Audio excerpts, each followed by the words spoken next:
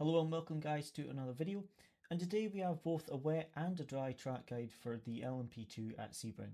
So we're going to have a look at the dry first and then we'll have a look at the wet.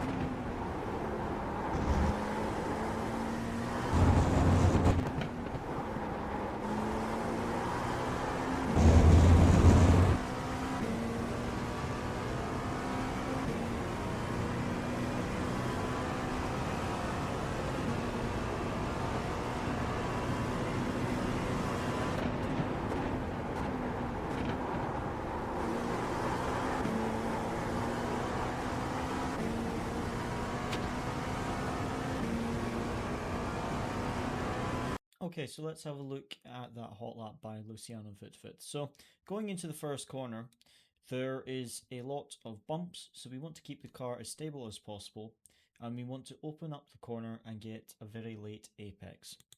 So approaching turn 1, you'll notice that the barrier goes to the right and then starts going to the left.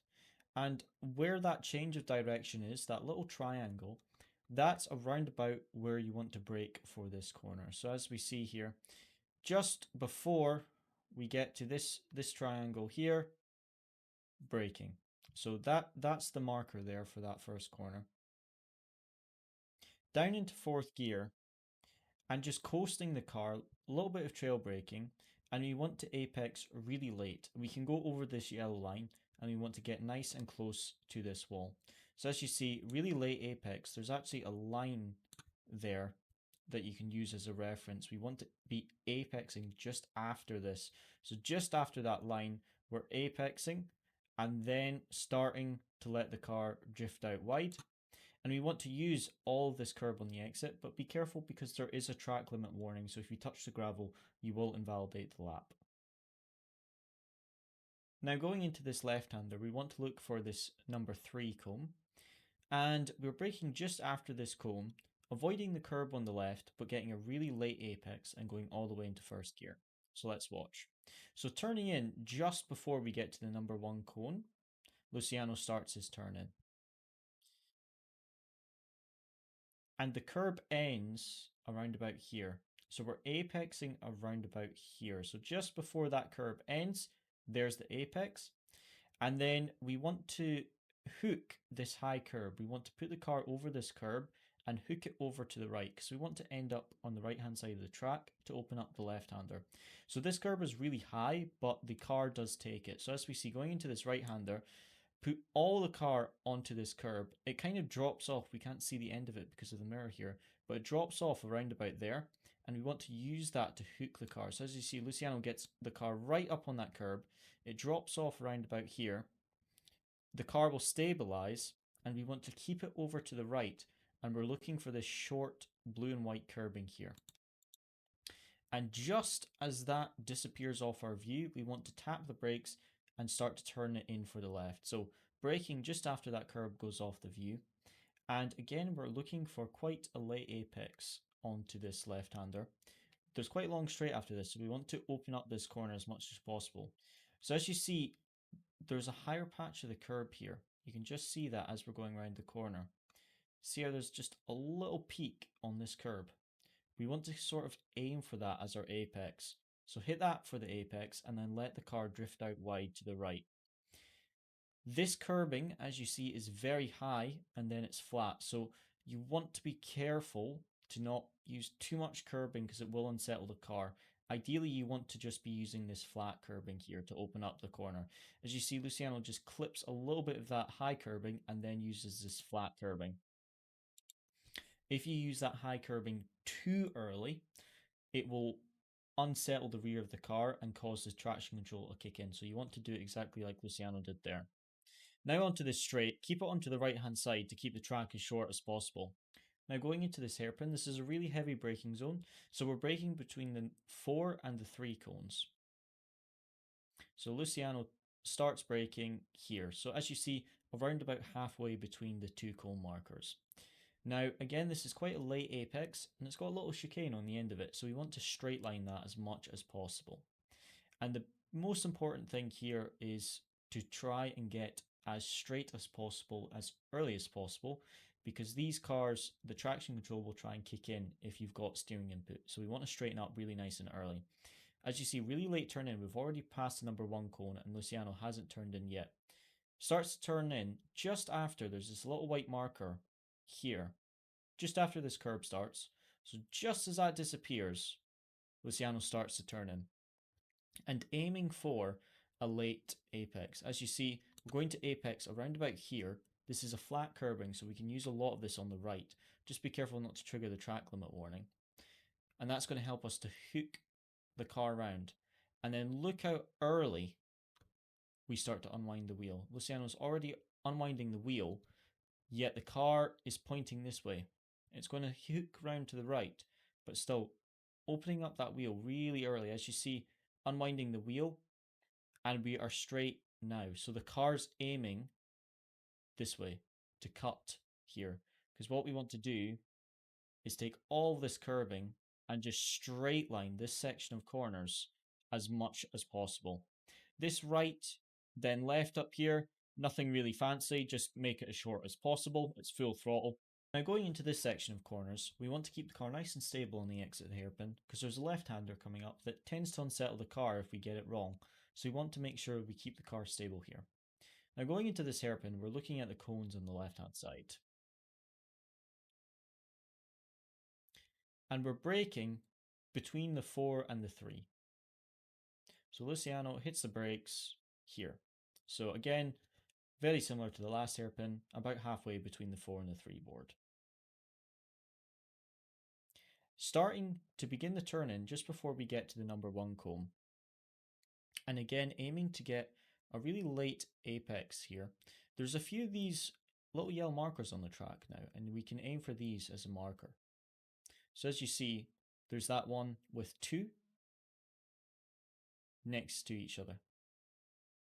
Rather than these ones, we've got these 2. So we're aiming for that little marker, hitting that apex, and then as you see, we're going to get this left-hander coming up. So we can let the car go over to the left-hander. Sorry, we can let this car go over to the left for the left-hander. We don't have to open it up too much for this corner because it's quite slow. So going into this double left-hander, the car can unsettle a little bit if you are too greedy on the power or too aggressive on the steering inputs. So we want to try and just be really smooth through this left-hander. We don't need to open up the first part, just keep it nice and tight. You can use this curbing, but it tends to unsettle the car, so it's best to just go around it but get really close to it. Let it go out a little bit and then bring it back in for the second left-hander, aiming to get quite a late apex. As you see, Luciano's apexing around about here, and that's quite late considering how long the curb is, but we want to open up the exit as much as possible, so late apex is important. And as you see, the track does open up a bit here, so especially in the wet, you tend to go quite wide here. Now going into this right-hander, we want to end up on the left-hand side of the track. So as you see, Luciano's taking quite a wide line here to put in as little steering input as possible so that he exits on the left-hand side so that we can open up this tight right-hander. And then we want to brake at this number 3 cone. So that number 3 cone just disappears and we are braking. We can use this left-hander curbing to open up the corner. And there's a little bit of camber on the apex, so we want to try and get it turned in nice and early. Trail the brakes into here and use that camber to help rotate the car, and then let it drift out wide. You can slow it down a little bit more and go into first gear, but then you have to quickly shift back up into second gear. So depending on the conditions, sometimes second gear will be more beneficial, sometimes you'll need first gear. And use this exit curbing as well. It's nice and flat, so you can open up the exit. Now coming into this left-hander, we want to just open it up as much as possible and carry the speed through it. So this is full throttle.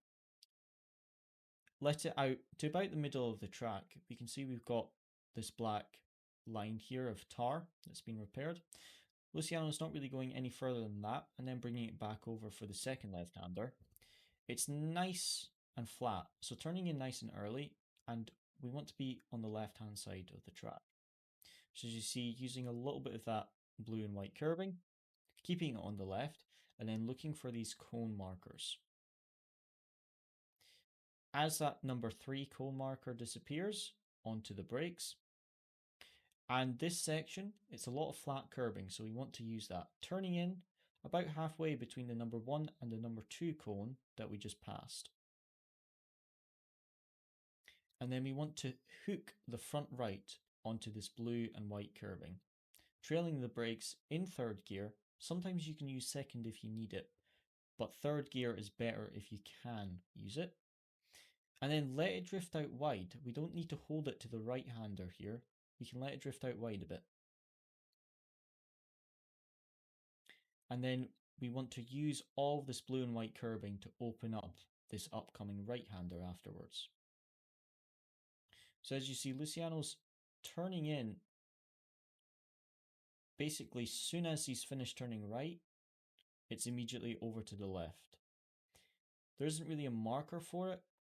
We can see just before we get to the start of this thick black tar in the middle, he starts to turn left, but that won't always be visible depending on the track conditions. But we want to aim to basically use all of this blue and white curbing on the left-hand side.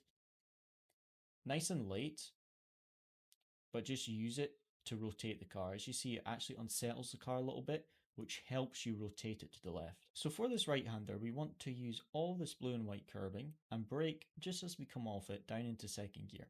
It's difficult to see a turn-in point, but Luciano starts to turn in just a little bit before he gets to this darker concrete, but that might not always be visible depending on the light. But as you see, braking, as soon as he came off that curbing, turning in just before he gets to the darker concrete, down into second gear, and coasting until about this black line of tar. Then he gets back on the power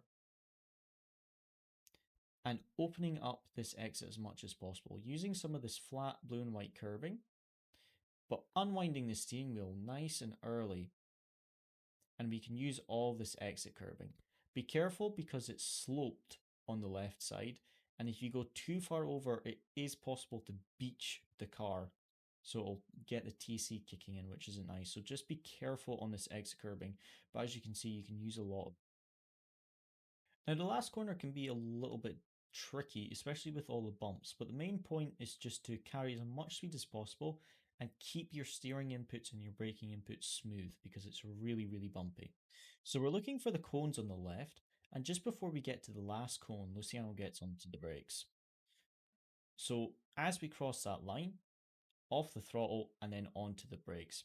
And we want to aim to actually go past this white line of markers and really open up this corner. So as you see, Luciano's going all the way to these white markers, still on the brakes, getting down the gears into third gear now, and beginning to turn in again for the apex just at this cone. So this cone here, so the third from the end, is then beginning to look to turn back in for the right hander, or the second part of the right hander, I should say. Now down into second gear to get a last little bit of rotation, and there's a little bit of dark rubber that you can follow, but the main focus is just to get the car stable so that you can get the power down. So quite a wide apex. Don't need to get too tight to the concrete here, as you can see.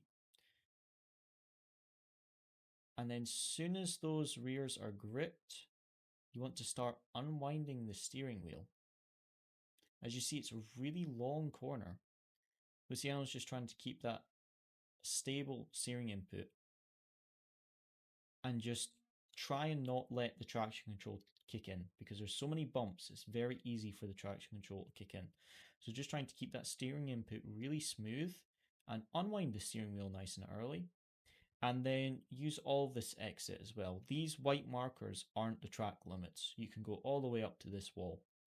Just be careful in a race scenario when you're fighting with someone. Be careful of not putting yourself in this position when you have a car on your right, because sometimes they will not let you back onto the track and you have to brake or you hit this wall. So just be careful in a race scenario, but when you're driving yourself or qualifying, always use as much of this track as possible. So now that we've done the dry hot lap and track guide, let's have a look at the wet hot lap and track guide.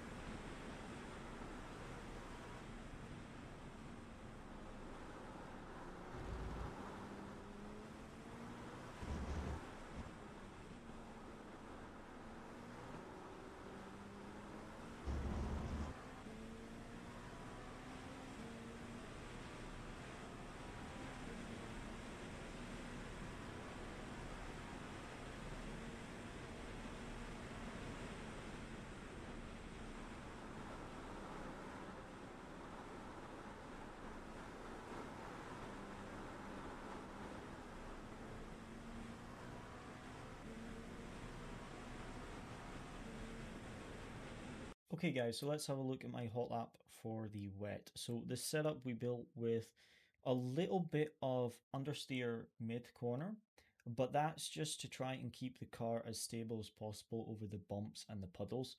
If you add more rotation, then it tends to get snappy mid corner. So you'll notice that the car is quite stable mid corner, but we have to use a little bit of the brakes and a little bit of the coasting to just let the car rotate mid corner.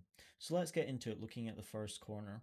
Now, one thing that you will notice is you tend to see over the track, there's a lot of puddles and dry patches. So on some of the corners, we're actually going to aim for the dry patches to get a little bit of grip, especially on braking and corner acceleration.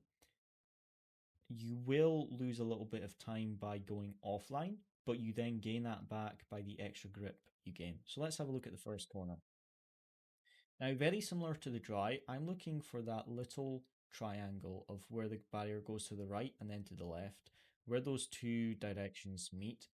I'm looking for that to begin my turn in, but because it's wet, I'm braking just at the end of this yellow line on the right hand side. So as that disappears off my monitor, I'm then braking, but I'm not turning in until just after I pass that triangle. And I'm just trying to keep my steering inputs really smooth, using a little bit of the brake just to keep the car stable, and getting a really late apex, very similar to the dry. And you'll notice there's a bit of a dry patch here that I'm aiming for. So fighting the car a little bit, but then I get onto that dry patch and that gives me a little bit of grip and I can start to open up the steering wheel and unwind. I'm not going over to this blue and white curbing. I'm wanting to exit around about here because as you can see, there's quite a big puddle and that's going to slow us down and get the traction control to engage. Now looking for this left-hander coming up, sorry, there's a little right before it. I'm looking for the number 3 cone and I'm braking just before I get to that. Braking slightly to the left because there's a few puddles on the right hand side. So I'm braking slightly to the left. And then as I get to the corner, I'm starting to turn in around about where the final cone is. And I'm going all the way down into first gear. I'm looking to try and get a really late apex. You'll notice this blue and white curbing. Similar to the dry, where it kind of turns left almost, as best I can describe it. You can see it here and then it disappears. That's kind of my apex point, is where that blue curb sort of disappears of view. I'm clipping that. And then for this right-hander, I'm actually using a little bit of this curbing just to rotate me to the right. And you'll notice there's quite a nice dry patch here on this left-hander coming up. So I'm looking to get over to that. And coming off the throttle and getting on the brakes, just as this blue and white curbing starts. And as you see, there's this nice dry patch where I turn in, which is really nice. And then I'm trying to get a late apex to open up this corner as much as possible. And I'm looking to apex around about here, just as that curb is beginning to end. And then unwinding the steering wheel, but being careful not to go too far over to the right, because as you can see, there's big puddles on the right here. So I get a little bit of a slide of oversteer there, but just straightening up that wheel as early as possible, because if the wheels turn, the traction control will engage. And then unlike the dry, I'm driving about a car width over to the left of this right-hander, just to avoid all these big puddles on that camber there. Now coming into this hairpin, I brake slightly offline. So I'm braking just about a car width over to the right of where I would in the dry, and then taking it over to the left. So that initial braking input is not in a puddle. But then when I want to open up the corner, then I go into the puddle to open it up. So you'll see what I mean here. So coming into the braking zone, I'm looking for that number 4 board, and I start braking here, which is quite early. We've got the low friction brake pads on to reduce the locking. But then as you see, I'm braking in a diagonal line to open up the corner. So even though I've started the braking in the middle of the track, I start to open up the corner coming into it. I'm looking for that number 1 cone, and just after that, I want to start turning in. Now as you see, I get a little bit of snap on the brakes. You can increase the brake bias if you like, just to keep that a bit more stable. But I'm getting as late apex as possible, and then unwinding the steering wheel nice and early. And you can use a bit of this blue and white curbing even in the wet, but just be careful. Make sure the wheel is as straight as possible. As you see, I get a little bit of a left input just before I touch it, but then straighten it up as I go over it. Now, into this right-hander, these are really easy in the dry, but in the wet, there's quite big puddles, so be careful not to go too tight on them. Same with this bit. As you see, it's cambered on the right-hand side. It's dry here, so you want to be careful not to go too far into this big puddle here. So as you see, I try and avoid that big puddle, and then I'm a roundabout in the middle of the track, and I'm doing the same for this left-hander. There's a much deeper puddle just where that curb starts. So I'm trying to drive around that. But as you see, that does put me quite far over to the right. And then braking for this hairpin, again, we're going to brake slightly off line and brake diagonally to the corner. As you see, we're braking just before we get to number 4 cone, and then braking diagonally to open up the right-hander so that that initial braking input isn't on the big puddle and the dry line, which is really slippy because you've got a puddle on the left, but that's also the dry racing line, which is extra slippy because of all the built-up rubber. Now, at this hairpin, we want a really late turn in so that we can open up the steering wheel nice and early. As you see, I'm trying to get over to the right-hand side a little bit because there's this puddle on the apex I want to be careful of. So as you see, I'm over to the middle of the track, whereas in the dry, we'd be much further over to the left. Now I'm trying to clip. You can see how this is really white because this is where the water is deeper. And I'm trying to clip just the edge of that, you'll see. So I'm just trying to clip just the edge of that big puddle. And then here you'll notice the rear is getting a little bit slidey. And then I actually use quite a bit of this puddle because I've got this opening up of the exit here. So I use that and then let the car come all the way over to the right hand side. Because this track opens up, I can use that to my advantage and open up the steering wheel to stop the traction control kicking in, because that's your biggest it's your biggest enemy at tracks like this in the wet, because the traction control is helping you by reducing the wheel spin, but if you're using it, it's going to be basically acting like your throttle, which is going to cost you lap time because it's basically taking your throttle away until the car stabilizes. But it's also going to give you a bit of mid-corner understeer. If the traction control is kicking in mid-corner, it's going to give you a bit of understeer. So you want to try and not allow the traction control to kick in as much as possible. So going into this tight right-hander, I'm trying to actually get the car through this right-hander puddle to open up the left-hander. So as you see here, I'm using quite a bit of that puddle and then letting the car basically straight line to the exit. And I'm braking just before I get to the number 3 cone. Be careful not to go too far to the left and braking on that curb. We want to open up this right-hander, but we don't want to be braking on this curbing because that will just spin you out. Now I'm braking all the way down into second gear. I think I might drop into first gear. Yes, I do. And I'm aiming to apex. You can see how there's 2 markers separated. And I'm aiming for that to be my apex. As you see there, just after that, I'm apexing the corner. And then I'm unwinding the steering wheel. And again, I'm avoiding that blue and white curbing on the exit. Now, for this double left-hander, this is super easy in the dry, but in the wet, it will want to throw you out a little bit. So I basically try and just use as much of the curbing as possible in the first one. Now, this does oversteer the car, but it helps it keep it to the left. So you'll see what I mean here. As you see, it snaps it a little bit to the left, but that actually helps me stay on the left. And then I'm opening up the second part. You can see the thick part of this tar here that's been repaired. Similar to the dry, I'm not letting it go any further than that. And then I'm bringing it back over to the left. And I'm just modulating the throttle. I think on this attempt, I braked just slightly, as you see here, just about 10-20%. But sometimes you can get away just with the throttle. It really depends on how much standing water there is on the track.